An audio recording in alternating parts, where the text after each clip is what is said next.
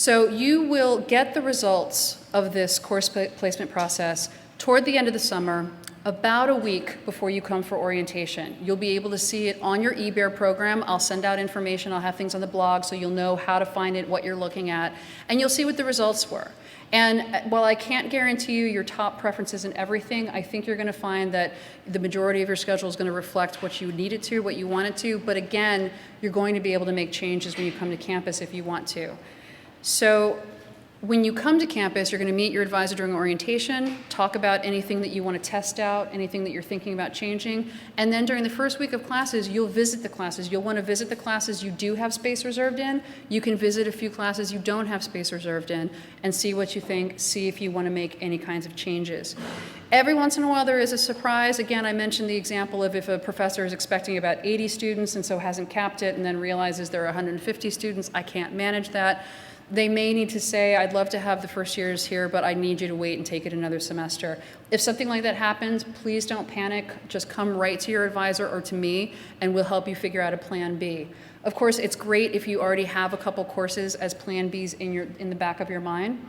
Generally speaking, if it's on your preliminary program, though, you have a space that's probably fixed. So then, toward the end of the first week of classes, second week of classes, you'll work with your advisor to get those changes made. I'll show you how to make the changes on your program. You'll get your advisor's approval, and then that will be confirmed. You will say, yes, this is what I'm taking fall semester, and you will move forward with that. And having said that, I'm going to ask Gia just to describe to you quickly what the first week of classes is like, because a lot of students are curious about what's going to happen when I visit classes, and how long do I have before I have to finalize everything. But before I ask her to do that, and then we break off for the evening, I do just want to emphasize that during the summer, I'm going to continue posting things to the first year blog. And again, some of them will be just informative. Some of them will be asking frequently asked questions. But especially over the next couple of weeks, please do watch it, because if anything changes from the information in here, I will be posting it to the blog, and I will, before you have to submit things in July, send out an email just making sure that students have seen this. I'll give you an example. Just today, I found out that one of the first year seminar classes is going to have to meet at a different time. So I'm going to need to, that's going to be updating the system. I'll need to get the information out to all of you, and then if you see it on the blog, if you please just handwrite it into your guide. There might be a few things like that happen. Lots of things change during the summer. Hopefully not too many that affect us as new students in your placements. But please do keep an eye on the guide. Even after you fill in your forms in the beginning of July, Gia and I will be on hand to answer questions, and we'll be posting information just to kind of prep you for some of the things you'll find when you come to college. Gia will be offering some advice about being a student. I'll be making sure that you are being introduced to some of the student services offices, so please keep an eye on that. But again, I'd just like to ask Gia to talk about the first week or two of classes, how you visit classes, what to expect, and what you might want to think about in terms of making any possible changes to your schedule then. So as we've sort of alluded, during the first 2 weeks of classes, you do have the opportunity to make changes, as does every other student at Barnard and Columbia. So what you get over the summer is not set in stone. That said, you don't want to try to make too many changes, so don't go into the first week of classes thinking, oh, I'm going to change all of the classes on my schedule. The reason for that is that every class does actually start on the first day of classes. So you're certainly welcome to visit classes that you aren't currently enrolled in. You're welcome to consider, for example, 2 calculus sections if you're not so sure about the professor that you got the first time.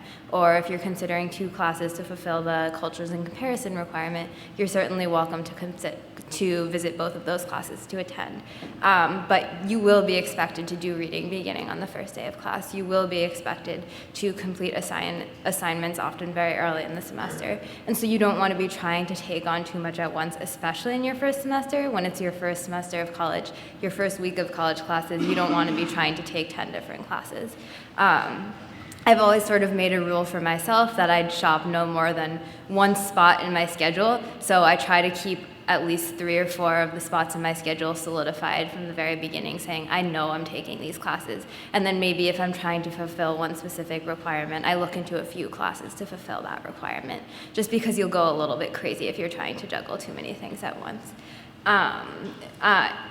It is really nice to have that opportunity. It's just you want to be careful to be aware that 2 weeks doesn't seem like that long, but in a 14-week semester, 2 weeks is significant, and midterms will be upon you before you know it. So definitely do not try to join any classes in the second week of classes, though it is technically possible, and try to minimize the number of classes you're trying to take at the same time. So that was an awful lot of talking we did at you, and I just want to thank you all so much for your patience and your attention. I hope that you found some of this helpful. We are here to answer questions now and later in the summer, and we are looking forward to seeing all of you back here in late August. Thank you so much.